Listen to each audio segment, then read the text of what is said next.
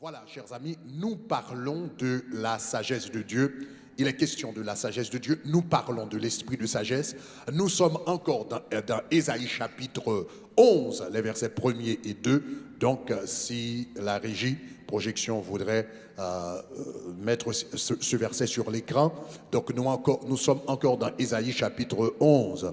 Et nous allons en parler durant les mois à venir. Ésaïe chapitre 11, les versets 1er et 2, qui parlent des 7 esprits de Dieu. Puis un rameau sortira du tronc d'Isaïe, nous dit la Bible, un rejeton naîtra de ses racines, et l'esprit de l'Éternel reposera sur lui, nous dit la Bible. L'esprit de sagesse et d'intelligence, esprit de conseil et de force, esprit de connaissance et de crainte de l'Éternel. 7 esprits de Dieu. Esprit de l'Éternel, esprit de sagesse, esprit d'intelligence, esprit de conseil, esprit de force, esprit de connaissance et de crainte de l'Éternel. Amen. Donc, nous avions déjà parlé de la crainte de l'Éternel au mois de décembre. Nous en avions parlé long, long à ce sujet. C'était au mois de décembre. Maintenant, ce mois-ci, nous parlons de l'esprit de sagesse. Donc, nous avions déjà parlé de la définition de la sagesse. Nous avions déjà vu les 7 sources de la sagesse durant les 2 semaines écoulées. Et ce matin, je voudrais vous parler de la manifestation de la sagesse dans la vie d'un homme. Comment la sagesse se manifeste-t-elle dans la vie d'un homme? Et durant la nuit de Shekinah que nous aurons vendredi, si Dieu le veut, nous parlerons de la sagesse. Comment se manifeste-t-elle dans la vie d'une femme?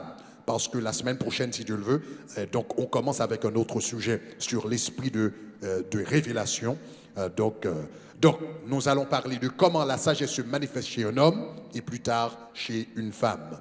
Ok, très très important. Juste un rappel, je ne veux pas oublier, préparez-vous, vendredi si Dieu le veut, nous aurons la nuit de Shekinah. Généralement, quand on a la nuit de Shekinah, donc c'est l'occasion pour vous d'apporter un soutien au travail que Radio Shekinah fait à travers le monde. Donc généralement, c'est la semaine ou bien une fois par mois que les centeniers apportent leur soutien à Shekinah. Donc, à la sortie, à la fin du service, nous passerons des enveloppes donc, qui pourront vous aider à faire cela. Donc, voilà. Nous parlons de la sagesse. Comment se manifeste-t-elle chez un homme? Maintenant, ce matin, je veux me focaliser particulièrement sur les hommes, comme j'ai dit, et vendredi un peu sur les femmes. Mais je voudrais vous donner quelques consignes pratiques, quelques conseils pratiques qui pourront vous aider à mener votre vie comme un homme de sagesse. Un homme de sagesse, disons sagesse.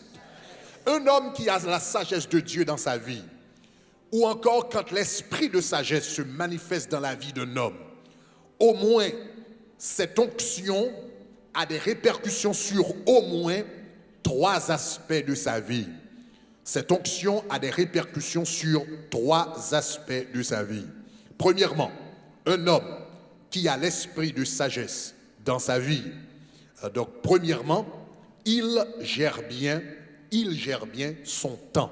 Premièrement, il gère bien son temps.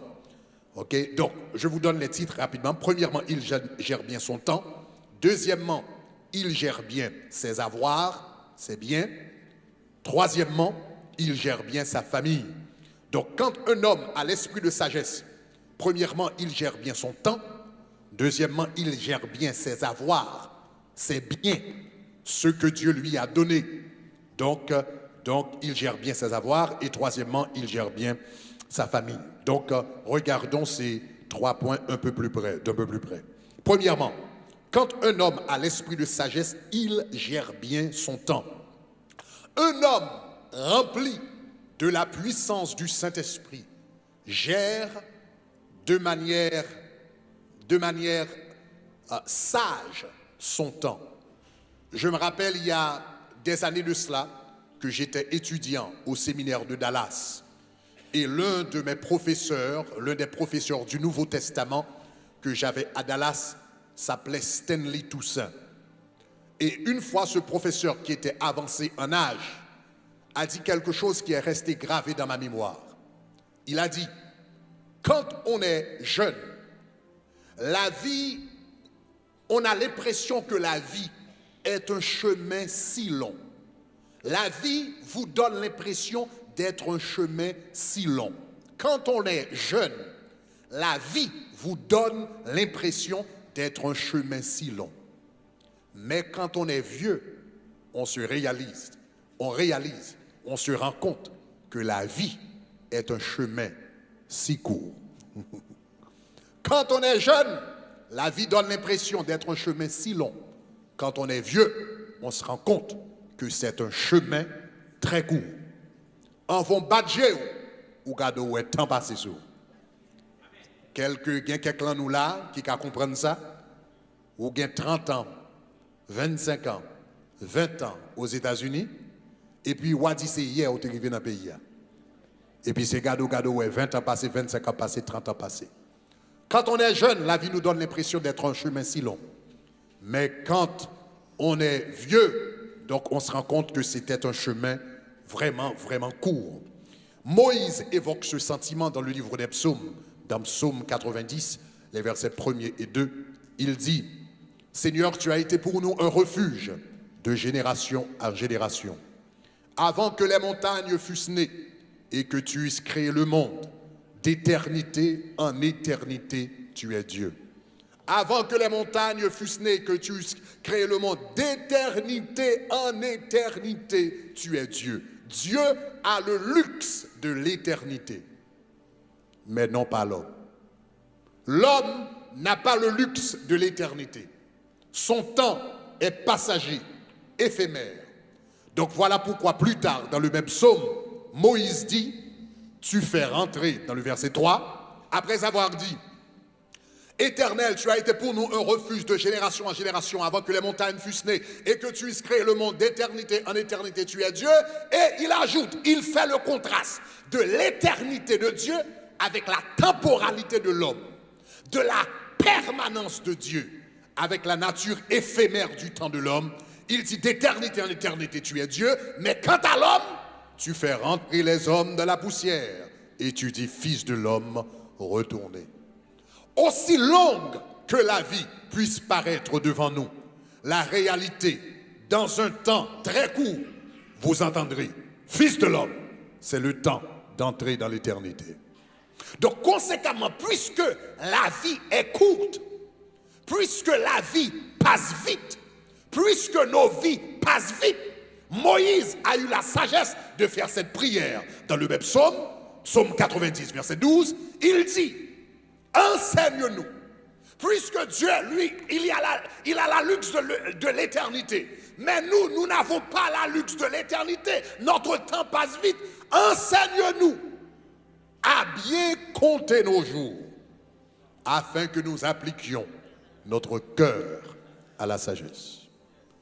Enseigne-nous à bien compter nos jours, afin que nous appliquions notre cœur à la sagesse. Remarquez dans ce texte que Moïse lie le phénomène, le fait de compter les jours à la sagesse, à un cœur sage. Et nous savons que cœur veut dire esprit. Ô Dieu, crée en moi un cœur pur, renouvelle en moi un esprit bien disposé. Donc, en d'autres termes, quand j'apprends à compter mes jours, quand j'apprends à compter, parce que quand on parle de jour, qu'est-ce qu'un jour? Un jour, c'est une période de temps qui contient 24 heures. Donc, compter les jours, c'est compter les heures, c'est compter les minutes, c'est compter les secondes, c'est compter le temps. Compter nos jours, c'est compter le temps. Est-ce que ça va, chers amis? Parce qu'un jour, c'est une période de temps. Compter les jours, c'est compter le temps. La Bible dit, celui qui apprend à compter le temps, automatiquement reçoit un cœur de sagesse. Il reçoit un esprit de sagesse. Donc voilà pourquoi j'ai dit, l'une des plus grandes marques d'un homme de sagesse, c'est qu'il gère bien son temps. Est-ce que l'Église a même? Lorsqu'il y a sagesse, mon Dieu, dans la vie, où gérer temps bien. Une façon dont l'esprit de sagesse se manifeste, c'est à travers un rappel constant que le temps est une ressource limitée. Je reprends. l'une des façons d'avoir, l'une des façons dont l'esprit de sagesse se manifeste dans la vie du croyant, c'est de se rappeler constamment que le temps est une ressource limitée. En pile fois, le n'a regardé le temps, nous voulons penser temps pas jamais fini. C'est quand il y a un monde qui a $1 million, et puis il a dépensé, il n'a pas jamais pensé que l'argent, un jour, l'a fini. Même s'il semblait en pile, mais l'a fini. C'est ça que fait, regardez, les sportifs, basketball players, etc. Regardez, il a fait $15 millions par année, $20 millions par année, et puis il a gaspillé. Je songe ça, bon là, quand même. Un grand joueur de football américain.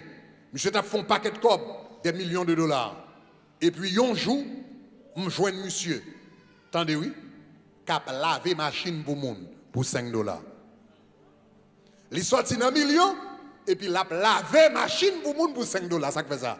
Parce qu'il t'a gaspillé l'argent, il n'a pas jamais pensé qu'il t'a fini. L'homme qui a $55 millions, $100 millions dans la main, il est tellement en pile, ou pensez qu'il pas fini, mais quelle illusion. Il en a de même avec le temps. Quand on vit, on a l'impression que le temps ne va jamais finir. Mais ce n'est pas vrai. Le temps n'est pas une ressource illimitée, c'est une ressource limitée. Bonjour, mon Dieu, dit, votre temps est arrivé. Le temps, celui qui est sage, sait que le temps est une ressource limitée. Le temps a un commencement et le temps aura une fin. Conséquemment, j'apprends à compter mes jours. J'apprends à compter mes heures. J'apprends à compter mes minutes pour que je puisse faire le maximum d'impact dans ce monde pour le Seigneur Jésus-Christ. Est-ce que vous avez, mes chers amis? Moun qui ne sache pas quitter moun gaspiller temps. Ah, on va attendre ça, m'dou. Yon homme qui a sagesse, bon Dieu, la Kaili, temps précieux. Ma reprendre ça. Est-ce que tu as ça, m'a dit? Yon homme qui a sagesse, bon Dieu, la Kaili, il traite tant qu'on yon bagay précieux. Depuis on moun gon temps toute la journée, il a temps toute la journée. La virée là, il passe le viré par en bas, le jeune homme, il parle pour 2 heures de temps. Il joue dans l'autre monde, il parle pour 45 minutes. Il joue dans l'autre monde et puis il parle, etc. Il tourne sur Internet là, etc. Et puis il reste pour 3 heures de temps. C'est pour un monde qui va arriver en quel côté dans la vie.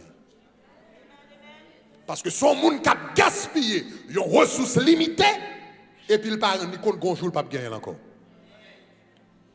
Est-ce que ça va, chers amis? Donc le temps, l'une des marques de sagesse, c'est savoir gérer son temps. Donc, ou budgétiser. L'homme qui a la sagesse de Dieu dans sa vie, il budgétise le temps. Ou quand l'homme fait budget, il dit que $100, je vais dépenser $20 dans ça, $20 dans ça, $10 dans ça, $5 dans ça, $15 dans ça, ça a un budget. Cela veut dire, regardez, ou Gantan fait décision comment on va gérer l'argent avant de venir. Moun qui gagne sagesse, yon homme, l'homme sagesse, mon Dieu, la caillou, ou gérer temps, attendez ça, même j'en gérer l'argent. Ma pour répondre. Yon moun qui a sagesse, mon Dieu, la caillou, ou gérer temps, même j'en gérer l'argent. Ça veut dire, l'on l'argent va venir dans mon pour gérer le bien, il faut qu'on fasse un plan comment on va dépenser l'argent. Lorsque sagesse, mon Dieu, la caillou, ou pas qui ton journée levée, et puis c'est gado, ouais, ou a fait journée. Avant journée en fini, même j'en font plan, ou écrit comment on va dépenser kobou, ou font plan, ou écrit comment on va dépenser temps. Aïe, aïe, aïe, vous attendez ça, mon Dieu, là. Ou écrit, semaine ça, qui ça m'a fait? Moi ça, qui ça m'a fait? Jeudi à qui ça m'a fait? Entre 8h à midi, qui ça m'a pour me faire? Entre midi et 3h, qui ça m'a pour me faire? Entre 3h et 8h, qui ça m'a pour me faire? Ou gérer temps, ou budgétiser temps, ou calculer temps, même gens ou calculer l'argent. Et puis, l'on va vivre comme ça, moun pas qu'à faut gaspiller temps. Ah, on va attendre ça, on va commencer.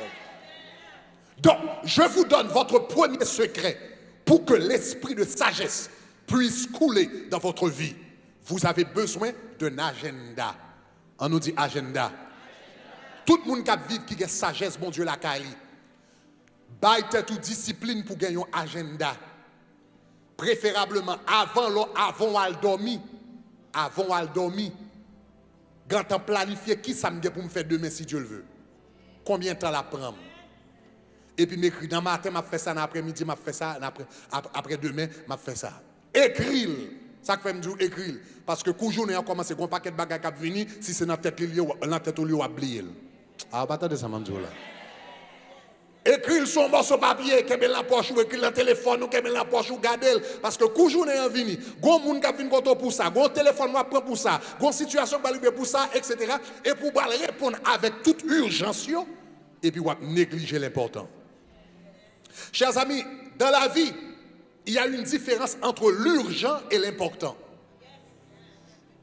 L'homme qui est sage, qui a la sagesse de Dieu dans sa vie, il sait différencier l'urgent de l'important. Yon bagay qui urgent, qui s'allie. Yon bagay qui urgent, c'est yon bagay qui mande. Quelque chose d'urgent requiert votre attention immédiate. Mais le fait que quelque chose capable de requérir une attention immédiate, pas nécessairement signifie que l'important est seulement urgent. Est-ce que nous commençons à me dire là? Urgent, son bagage qui concentre sur ta lui fait qu'on y a. L'important, c'est ça qui va avoir un plus gros impact sur la vie ou sous négligent. Et généralement, ça qui est important dans la vie, il n'y a pas urgent au commencement. Par exemple, gérer votre santé. Gérer votre santé. Au commencement, il n'y a pas un bagage qui est urgent. Il est important, mais il n'est pas urgent. Parce qu'on ne va pas sentir qu'il y a une maladie. On ne va pas sentir fatigue. On ne va pas sentir rien. Mais quand l'important est négligé, le jour où nous avons une urgence, ce n'est pas seulement une urgence, c'est une crise. Ah! Soit travail, retirement pas semblé important. Lorsqu'on peut arriver à un certain âge, ou jeune, ou dans trentaine, quarantaine, cinquantaine, retirement pas semblé, il n'est pas urgent, non, mais il est important. Parce que jour le paraître kounya, jour kounya, l'important devient urgent, c'est une crise que vous avez. Donc cela veut dire, yon baga logé esprit de sagesse. Moïse dit, apprends-nous à bien compter, bien calculer, bien organiser nos jours. Et là nous compter, organiser, calculer, qui ça le fait? Il nous donne un cœur de sagesse. Soudainement, on fait décision sur l'autre gens. Je calculer journée, organiser journée, soudainement, ah non, mais je n'ai pas le temps pour faire ceci. Je n'ai pas le temps pour me faire ça, je n'ai pas le temps pour blague ça, je n'ai pas le temps pour show de télévision ça. Soudainement, l'esprit de sagesse commence à couler dans la vie parce qu'on compte temps. Ah, est-ce que l'église comprend ça, m'a dit là? Apprends-nous à bien compter nos jours, nous dit Moïse, afin d'appliquer notre cœur à la sagesse. Deuxième aspect, le mot compter dans la Bible ne signifie pas seulement compter. Quand Moïse dit qu'il faut compter nos jours, il ne s'agit pas de compter de façon mécanique, numérique. Le mot compter également a une implication morale. Parce que dans la Bible, le mot compter signifie juger, peser, évaluer. Par exemple, dans Ésaïe chapitre 53, le verset 12, parlant de Jésus-Christ, le prophète dit, parce qu'il s'est livré à mort, il a été mis au nombre des malfaiteurs. Il y a d'autres versions qui nous disent, il a été compté au nombre des malfaiteurs. L'anglais dit, he was numbered among the transgressors. Quand la Bible dit que Jésus-Christ a été mis au nombre des malfaiteurs, qu'il a été compté parmi les malfaiteurs, qu'est-ce que cela veut dire? Est-ce que cela veut dire que Jésus-Christ ce jour-là avait été compté? Donc numéro 1, 2, 3, Jésus-Christ numéro 23. Non. Quand la Bible dit qu'il a été mis au nombre des malfaiteurs, il a été compté parmi les malfaiteurs, cela veut dire qu'il a été jugé comme malfaiteur. Il a été évalué comme un malfaiteur. Il a été traité comme un malfaiteur. Donc le mot compter dans la Bible ne signifie pas seulement compter du point de vue numérique. Compter a la connotation et la dénotation de peser, évaluer, juger. Quand Dieu avait jugé le règne de Nebuchadnezzar, il a dit tes jours ont été comptés. Est-ce que ça va? Donc souvent, compter dans la Bible a cette connotation de juger. Donc quand Moïse dit, apprends-nous à bien compter nos jours, cela ne signifie pas seulement apprends-nous à bien programmer, calculer, organiser nos jours, mais cela signifie également compter nos jours signifie évaluer nos jours, peser nos jours, juger nos jours, examiner nos jours, penser à nos jours. Donc cela veut dire, l'homme qui a la sagesse de Dieu en lui, non seulement, premièrement, il planifie son temps, il planifie ses journées, il planifie son temps, mais deuxièmement, il évalue son temps, il évalue ses journées, il évalue son travail. Lors de sagesse, mon Dieu, la caillou, avant de dormir en nuit, ou qui ton temps, c'est une très mauvaise habitude de rester en face de la télévision jusqu'à ce qu'on soit totalement fatigué et puis qu'on n'ait pas le temps de réfléchir sur sa journée, qu'on n'ait pas le temps de réfléchir sur ses décisions, sur ses actions. Il y a des gens qui gagnent sagesse, mon Dieu, la Cali, l'en journée, premièrement, journée, on l'a levé, ou un agenda, ou prier sous lui, tout ce qu'on pour faire pendant la journée, ou présenter devant bon Dieu. Et à la fin de la journée, maintenant, qu'on y a au point de temps pour réfléchir ce qui t'est passé pendant la journée. Et qui ça ou capable de faire mieux? Cela signifie compter tes jours, évaluer tes jours, juger tes jours. Donc, ou réfléchir sur les bagages qui t'est fait pendant la journée. Il y a des choses, et de la même manière que vous avez besoin d'un agenda pendant une journée, il y a quelques bagages qui pendant une journée passée, vous avez besoin de faire une note à l'écrit de l'étau. Ou font à l'écrit. Tout le monde qui est militaire, toujours gen ça yorele, yon log, yon journal. Moun qui travaille dans la sécurité là, ou connaissent ces mêmes bagages. Yo dit à 17h, à 5h, tel bagage est passé, à 3h, tel bagage est passé. Pourquoi? Parce qu'on a évalué en après ça qui est passé. Est-ce que ça va? Mais qui moun qui est entré, mais qui porte qui est ouvert, mais qui l'est passé, mais ça fait ça qui est arrivé à t'arriver. Est-ce que ça va, chers amis? On nous dit la sagesse de Dieu. Donc, la sagesse veut dire que, m'chita, m'gonti temps qu'on a écrit le soir avant mal dormir, je prends le temps de réfléchir sur ma journée, ce que j'avais fait, tant que m'étais perdu, m'garde-moi une conversation. On nous dit quoi ça m'emporter par une conversation. C'est pour me besoin de garder pour moi combien de temps conversation ça prend. Et puis à la fin de la journée, le map évalué, moi conversation ça me fait pour 45 minutes, m'dé qu'a fait 45 minutes à planifier. Il y a l'autre bagage qui est important dans ma vie. Est-ce que ça va, chers amis? On nous dit l'esprit de sagesse. Celui qui a l'esprit de sagesse, donc l'homme qui a la sagesse de Dieu, j'ai dit, gère bien son temps. Deuxièmement, j'avance avec vous rapidement. Deuxièmement, l'homme qui a la sagesse de Dieu dans sa vie apprend à gérer ses avoirs. Il gère bien ses avoirs, ses biens. Ce que Dieu lui a mis dans les mains. Chaque monde, nous connaît. Dieu veut que nous ayons du succès. On nous dit succès. Et la Bible montrait que l'esprit de sagesse, quand il existait, il apportait le succès. Dieu veut que nous ayons du succès. Remarquez ce que la Bible dit dans Josué chapitre 1er verset 8. Un verset que nous connaissons par cœur. Que ce livre de la loi ne s'éloigne point de ta bouche. Médite-le jour et nuit pour agir fidèlement selon tout ce qui est écrit. C'est alors que tu auras du succès dans toutes tes entreprises et c'est alors que tu réussiras. Dieu veut que nous ayons du succès. S'il dit nous pour nous lire la parole, c'est alors que tu auras du succès. Donc c'est la volonté de Dieu que nous ayons du succès dans la vie. Et moi je dis ça, c'est non seulement la volonté de Dieu que nous ayons du succès, mais c'est dans l'intérêt de Dieu que nous ayons du succès dans ce monde. C'est intérêt, bon Dieu. Bon Dieu a intérêt dans le succès, non? Pourquoi? Parce que celui qui n'a pas de succès n'a pas de voix. Je reprends. Celui qui n'a pas de succès n'a pas de voix dans la vie. Or, pour prêcher l'évangile, il faut avoir une voix. Est-ce qu'on avait même? Pour prêcher l'évangile, il faut une voix. Mais pour une voix, il faut un succès. Ah, ma brûle dit là encore. Pour prêcher l'évangile, il faut une voix. Il faut que les gens veulent entendre. Et pour une voix, il faut un succès. Un bon exemple très simple. Ou non salle de classe. On élève non salle de classe. Les crétins, ils ne jamais fait bonne note. Ils ne jamais fait devoir à l'heure. Ils toujours en retard dans la classe. Ils ne jamais comprendre rien, mais le chrétien. livre les prêcher, l'autre n'est qui n'a classe à l'évangile. N'est qu'à premier, n'est qu'à lauréat, n'est qui toujours en temps. Vous pensez l'évangile a passé? Pas la même, pas la même. Est-ce que l'évangile a passé? Aïe, aïe, aïe. Les maîtres, mais bon Dieu, le mec sanctifié, l'évangile n'a pas passé. Il n'est pas passé. Il n'est pas passé. Ça fait ça. Et pas parce que le pas l'évangile, non. Il a l'évangile, mais il n'a pas de voix. Ça fait le pas de voix parce que le pas de succès dans la classe.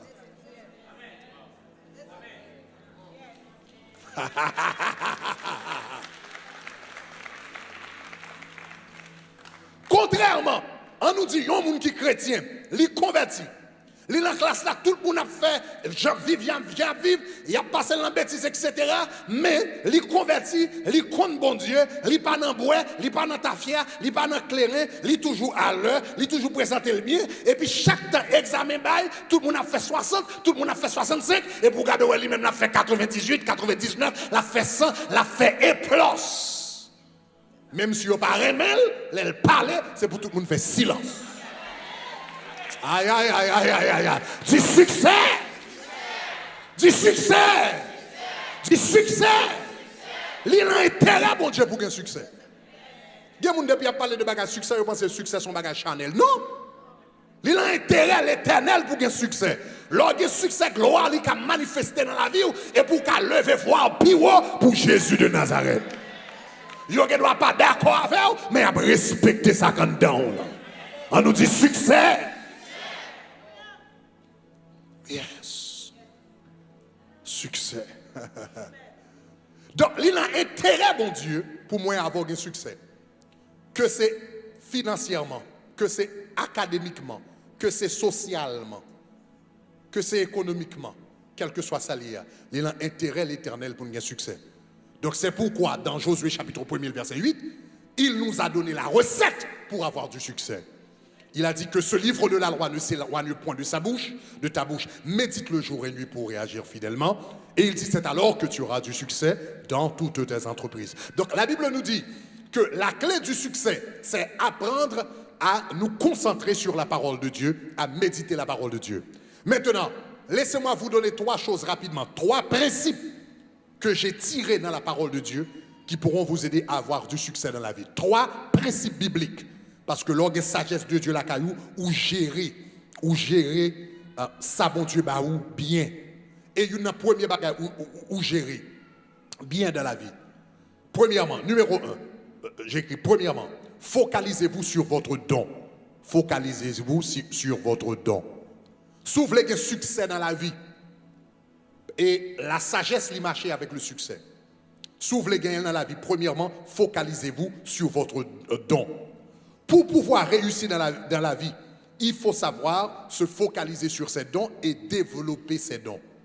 Maintenant, lorsqu'on a parlé de focaliser dons, nous avons tous des dons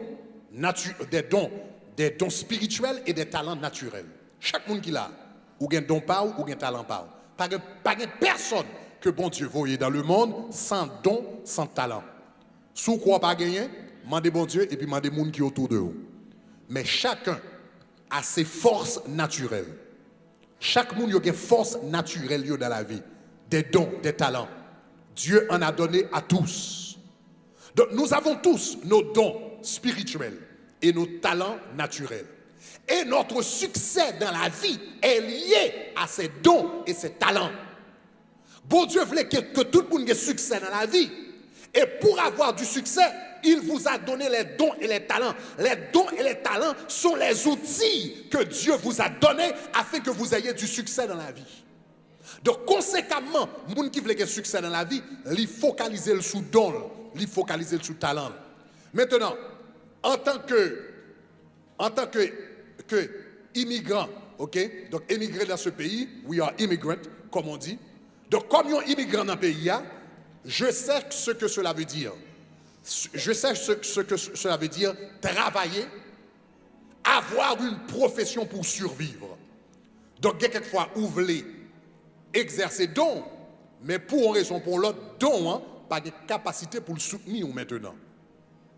Donc, cela veut dire, parfois, il faut avoir quelque chose en main pour survivre, pour payer vos factures, pour payer vos dettes, etc. Donc, on comprend ça, et cela est juste, et cela est bien. Cependant, il ne faut jamais laisser votre profession remplacer votre vocation. Il ne faut jamais laisser votre profession remplacer votre vocation. Votre profession, c'est ce que vous faites pour payer vos dettes, pour payer vos factures, c'est votre gagne-pain, pour vous assurer que vous ayez de la nourriture sur la table, pour prendre soin de vos enfants. Mais ce n'est pas votre profession qui va vous donner du succès, c'est votre vocation. Votre vocation, c'est votre appel dans la vie. Votre vocation, c'est la raison pour laquelle que Dieu t'a créé. Et généralement, les dons et les talents que Dieu vous donne sont liés non à votre profession, mais à votre vocation. Aïe, aïe, aïe. Est-ce que l'église ça va me dire là? Profession, c'est ça fait pour qu'à vivre. Vocation, c'est ça bon Dieu rélo pour faire dans la vie. Et parfois, ce sont les mêmes. Par exemple, moi, j'ai la grâce que ma profession soit ma vocation. Mais ce n'est pas toujours le cas dans la vie. Parfois, on est obligé d'avoir une profession qui ne soit pas sa vocation. Donc, cela veut dire, dans ce cas-là, il faut absolument accorder du temps dans la vie à cette vocation que Dieu vous a donnée.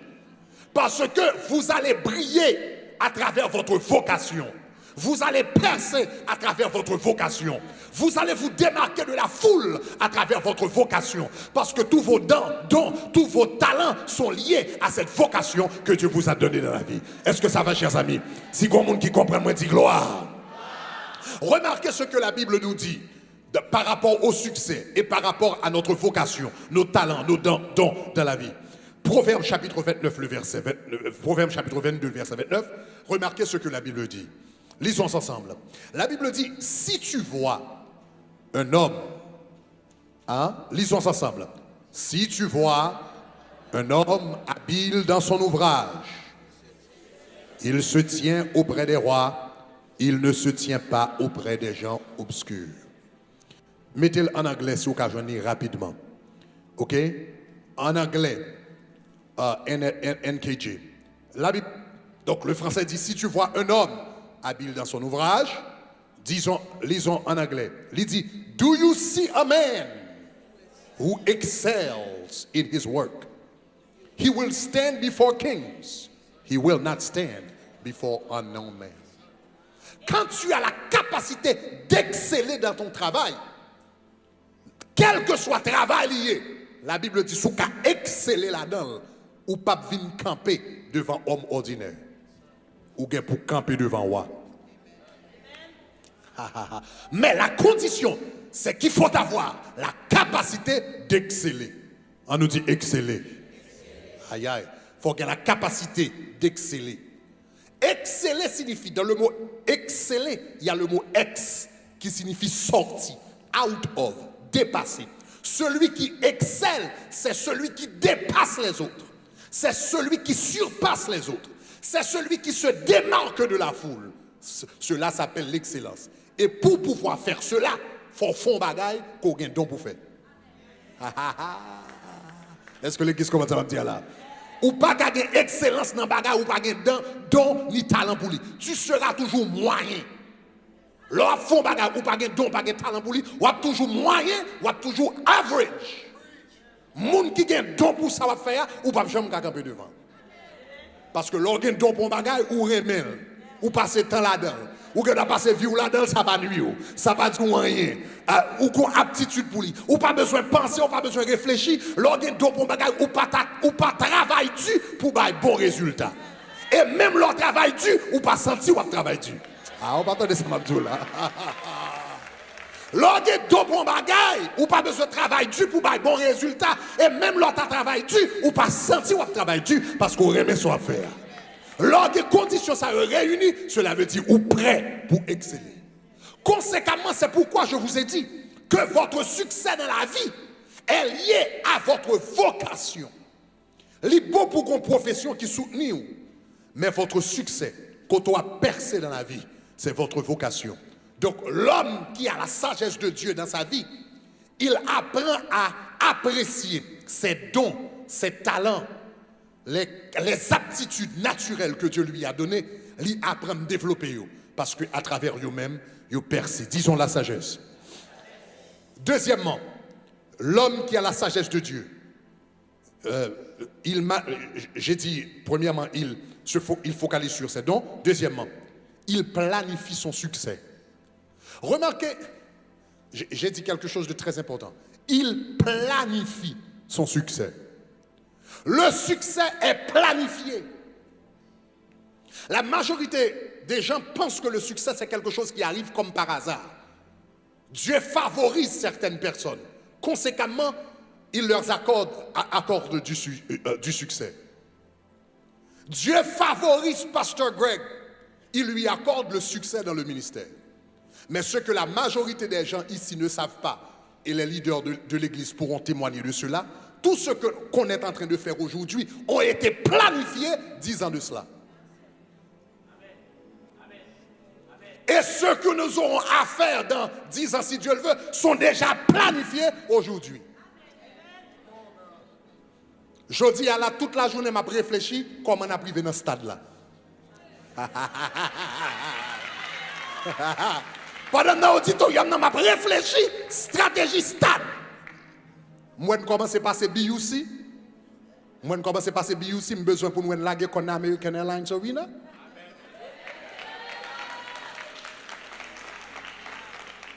L'infini pour laguer comme les côtés baseball qui part en bas, qui prend à peu près 30 000 personnes. Et puis l'infini pour me remonter encore. Est-ce que nous commençons à me dire là? Et puis, yon jour, yon moun bral gade, yon bal wè, yon stade plein moun qui a adoré bon Dieu. Y a dit, monsieur, l'Éternel, comment? Li kon ba, li pa kon séparé? Oui, l'Éternel kon ba, li pa kon séparé. Gade salve, pasteur Greg, et puis moi, là. Non, le succès est planifié. Le succès est planifié. Quand on y vle demain, ou quand tu as pensé aujourd'hui, ou quand tu as travaillé sur aujourd'hui, ou quand tu as mis tes stratégies aujourd'hui, tu planifié. Remarquez ce que la Bible dit par rapport au succès, par rapport au fait de planifier le succès. Proverbe chapitre 21, le verset 5. Remarquez ce que la Bible dit par rapport au succès dans ce sens. Lisons ensemble. La Bible dit les projets. Disons projet. Aïe, aïe, aïe. Disons projet. Disons projet. Les projets. Vous connaissez qui ça un projet? Dans le mot projet, il y a deux mots. Pro, qui signifie à l'avant, et jet, qui signifie jeter. Un projet, c'est jeter à l'avance. Voyer à l'avance. Planifier à l'avance. Écris à l'avance. C'est un projet. C'est le fait de jeter ton regard, ta pensée, tes visions à l'avance. La Bible dit, ce que Dieu fait, Dieu, les projets de l'homme diligent, la Bible dit, ne mènent qu'à l'abondance.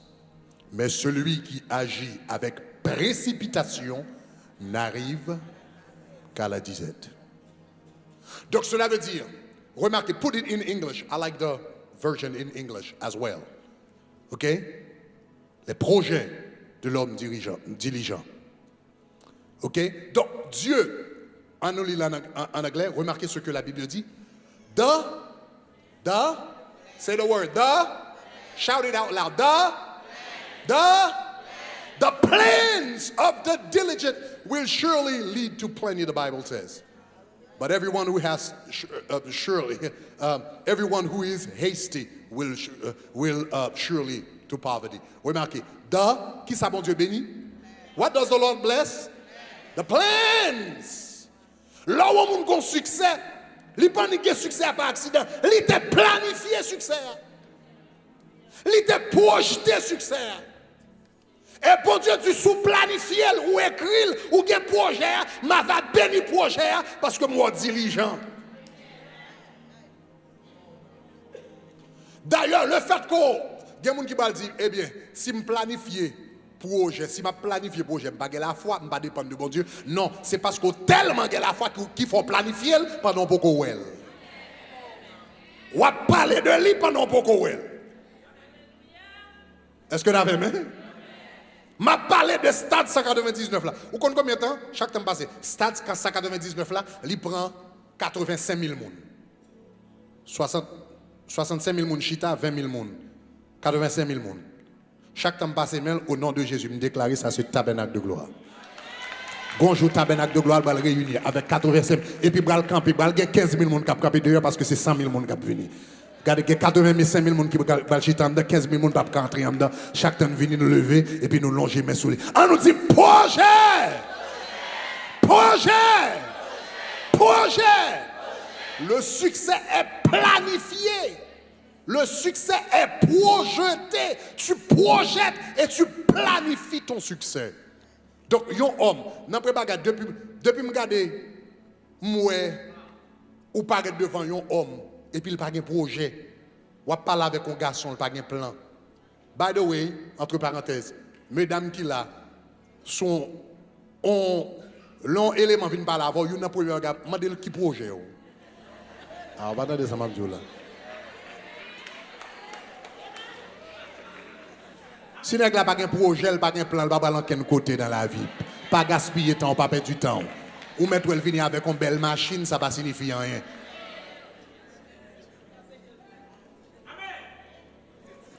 Le succès, il est planifié. Donc l'homme sage, son garçon, et son gros bagage. Et monsieur qui là, bon bon petit technique tout. Projet, bon Dieu, bah où? Projet, écrit yo. Mettez-vous là, madame moi a dit ça. L'homme te remet avec madame moi, l'homme commence à parler et je viens avec un plan écrit pour madame moi avec projet pour 10 ans. Là ça nous te remet. Et parmi projets, nous avons Floride là-dedans. Parmi projets, nous avons discuté depuis l'année fait remet, maintenant ministère pastoral, nous avons pour moi Floride, nous avons pour une église multiculturelle, etc.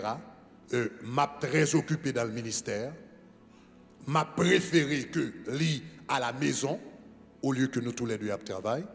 Tout ça planifié 10 ans avant toute bagaille. 7 ans avant nous marier, nous faisons quand même 7 ans avant nous marier, tout ça des temps planifié. Est-ce que ça va? Donc, sous son garçon qu'il a, gros projet. L'homme avec un fille pas venir avec 2 mains de pied. Vous n'avez pas l'argent, mais sous un projet, parent va respecter. Ah, on va attendre ça tout là. L'homme paraît sous un projet, vous n'avez pas de corps, vous n'avez pas l'argent, vous n'avez pas de mon job, mon gros projet. L'homme vient camper parent là, ouais, son nec qui a un idéal, ils vont côté dans la vie. Même si vous n'avez pas de côté, il prend chance sur vous. Vous prenez une chance avec 2 bras balancés. On nous dit la sagesse. La sagesse. Troisièmement, si vous voulez réussir dans la vie, non seulement il faut focaliser sur le don. Deuxièmement, il faut gagner, planifier succès. Troisièmement, il faut être prêt pour le travail dur. Projet pas veut dire rien sur le travail. Remarquez ce que la Bible dit dans Proverbe chapitre 14, le verset 23. Proverbe chapitre 14, le verset 23. Lisons ensemble. La Bible dit, tout travail procure l'abondance. Mais qui ça, les paroles en l'air ne mènent qu'à la disette. Donc, le map du projet, c'est pas 2 politiciens ici qui ont un projet, non? Si on parle de projet, il y a des gens qui ont plein de projets, écrit sur papier que non tiroir, mais pas rien qu'à faire. Un projet pas signifie rien si vous pas prêt à travailler. La Bible dit, tout travail procure l'abondance, mais les paroles en l'air ne mènent qu'à la disette. Donc celui qui veut avoir du succès dans la vie, non seulement il cultive ses dons, il a un plan, il a un projet, mais troisièmement, il s'apprête, il est d'accord, il est disposé à travailler dur. Il travaille très dur dans la vie pour que ses projets soient une réalité. Pour que ces projets au travail et tes projets deviennent une réalité. Donc un homme de sagesse, un homme sage, gère bien son temps. Deuxièmement, gère bien ses avoirs. Ça, bon Dieu, mettez dans la main ou gérer le bien. Et je termine avec ceci. Un homme qui a la sagesse de Dieu dans sa vie, qui a l'esprit de sagesse, gère bien finalement et dernièrement sa famille. Disons sa famille. Et, chers amis, il y a un danger suprême à éviter dans la vie. Ce danger, c'est surtout pour un homme. Nous, en tant qu'homme, nous avons la tendance, l'inclination à nous focaliser sur le travail de nos mains. Et parfois, nous oublions ceux qui sont autour de nous. Nos femmes, nos enfants, ou bien, je reprends, notre femme et nos enfants. Je sens qu'à oui. Je ne veux pas dire pasteur Greg a venu avec l'Ancien Testament. Gloire à Dieu. Remarquez Proverbe chapitre 21, verset 29, ce que la Bible dit par rapport à la gestion de la famille. À la gestion de la famille. Lisons. Proverbe chapitre 11, le verset 29. Celui qui trouble sa maison, la Bible dit, héritera du vent. Et l'insensé sera esclave de l'homme sage. Celui qui trouble sa maison héritera du vent.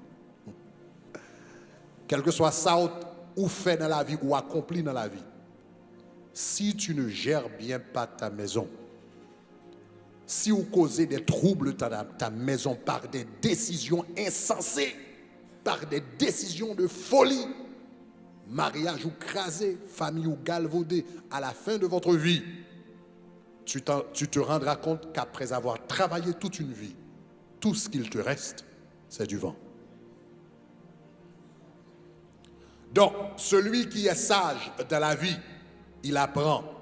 Parce que dans les derniers stades de la vie, ce qui intéresse un homme vraiment, c'est l'impact qu'il aura fait sur les gens, spécialement ceux qui sont autour de lui, les gens qui sont plus près de lui. Conséquemment, gérer bien notre famille, c'est une responsabilité suprême. Et finalement, gérer bien votre famille, gérer bien votre famille commence d'abord, tout d'abord, ou commencez à gérer famille ou avant même vos famille. Ou commencez à gérer famille ou sous son homme qu'il a, ou commencez à gérer famille ou avec qui madame ou choisi dans la vie. Depuis la gestion de famille a commencé. Et je ne vais pas parler sur ça, je ne vais pas parler sur ça trop. Et finalement, un homme qui a la sagesse de Dieu dans la gestion de la famille, il pense à laisser un héritage pour ses enfants. Remarquez ce que Proverbe chapitre 19, verset 14 dit. Nous allons le mettre en français et puis en anglais. Et nous terminons avec ce verset. Regardez qui ça le dit. En anglais, il dit, no, that's not it. Proverbe 13, verset 22. Proverbe chapitre 13, verset 22. OK. L'homme de bien, lisons ensemble. L'homme de bien a pour héritier les enfants de ses enfants. Mais la richesse du pécheur, est réservée aux justes. Maintenant, remarquez comment ça dit en anglais. Je pense qu'en anglais, il est encore plus clair. Remarquez, lisons. A good man leaves an inheritance for his children's children, but the wealth of the sinner is stored for the righteous. La Bible dit, un homme de bien laisse un héritage pour les enfants de ses enfants. Un homme qui a la sagesse de Dieu, il pense à l'héritage qu'il va laisser sur la terre. L'héritage qu'il va laisser à sa famille. L'héritage qu'il va laisser à ses enfants. Et l'héritage qu'il va laisser aux enfants de ses enfants. Donc, premièrement, un homme sage, chaque temps va faire une décision, ou dit, qui héritage spirituel, m'a quitté pour petit moi. Son question pour un homme sage maintenant. Quel sera l'héritage spirituel que je laisserai, que je léguerai à mes enfants, aux enfants? Quel serait l'héritage spirituel? Quel sera l'héritage moral que je pour me quitter pour petit moi? Est-ce que conduite moi, c'est un bon héritage libre pour vous? Est-ce que je vais laisser un héritage moral d'un père qui a été fidèle à sa femme? Ou bien je vais laisser un héritage moral, un homme qui t'a marché fait vagabond de tous côtés, et puis petit moi, c'est ça, il a hérité de moi. Quel est l'héritage? Qui héritage financier m'a quitté? Est-ce que enterrement, etc. Et puis je vais regarder pour moi, pour enterrement et fête, et puis mon a crié 2 fois. Je quitte un paquet de dettes, $100,000 de dette, je dois toute qualité de bagaille, et puis qu'on y a un enterrement, un paquet de dettes. Ou bien, est-ce que je un héritage financier que je vais quitter? Quel sera l'héritage social que je vais quitter? Est-ce que il y a des habitudes que petit moi vais gagner dans la façon que je interagir avec moun et puis que je vais prêter attention à elle? Socialement, quelle réputation est-ce que je vais laisser pour mes enfants dans la société? Quelle réputation? Léo dit un tel, qui ça moun bral dit de non ça? Qui non? Parce que non, c'est un héritage social. Est-ce que l'homme qui ton nom depuis dit ah ça c'est petit un tel, ah tout le monde a dit ah depuis dit c'est petit un tel, c'est mon sérieux. Quel sera l'héritage social que je vais laisser dans la société? Qu'est-ce que je vais laisser aux enfants de mes enfants? Et j'avais bien dit quel serait l'héritage spirituel. Même si je suis petit, toute bagarre, bonne éducation, etc., c'est très très bien.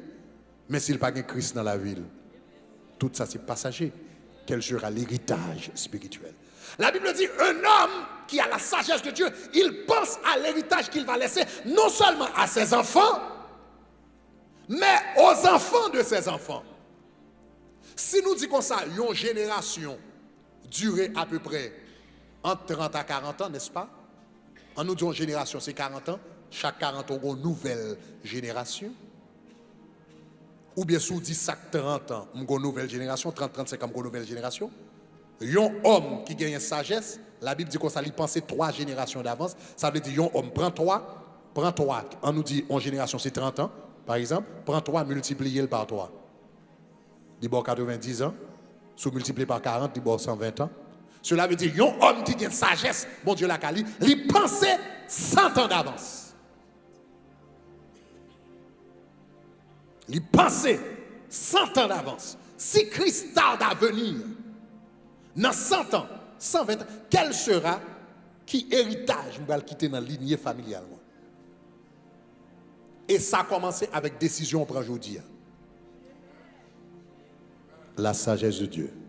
Un homme qui a la sagesse de Dieu gère bien son temps, gère bien ses avoirs ou bien ses ressources, et il gère bien sa famille. Que le Seigneur élève des hommes de sagesse au tabernacle de gloire. Au nom de Jésus de Nazareth. Alléluia. Disons esprit de sagesse.